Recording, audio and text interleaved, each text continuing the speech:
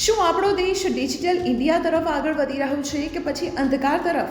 છેલ્લા 10 વર્ષમાં દેશની 93,000 સરકારી શાળાઓને તાળા લાગી ગયા છે. આ કોઈ અફવા નથી, પણ લોકસભામાં કેન્દ્ર સરકાર દ્વારા આપવામાં આવેલો સત્તાવાર આંકડો છે.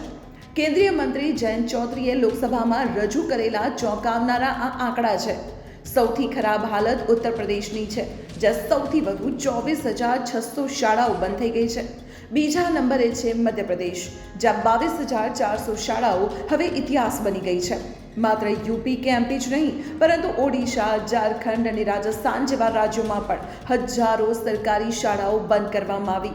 એક તરફ આપણે પઢેગા ઇન્ડિયા તો બઢેગા ઇન્ડિયાના નારા લગાવીએ છીએ, અને ત્યાં બીજી તરફ ગરીબ બાળકો માટેના શિક્ષણના મંદિરો ઓછા થઈ રહ્યા છે.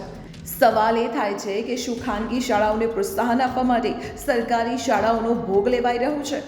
શું ઓછી સંખ્યાના બહાને શાળાઓ બંધ કરીને આપણે છેવાડાના બાળકોને શિક્ષણથી વંચિત કરી રહ્યા છીએ? 10 વર્ષમાં 93,000 શાળાઓ બંધ થવી એ કોઈ સામાન્ય વાત નથી. શિક્ષણ એ દરેક બાળકનો અધિકાર છે. જો શાળાઓ જ બંધ થશે તો દેશનું ભવિષ્ય કેવી રીતે ઉજ્જવળ બનશે? તમને શું લાગે છે, સરકારી શાળાઓ બંધ થવા પાછળનું સાચું કારણ શું હોઈ શકે? તમારો અભિપ્રાય કમેન્ટમાં જરૂર જણાવો અને આ ગંભીર મુદ્દાને વધુમાં વધુ લોકો સુધી પહોંચાડો.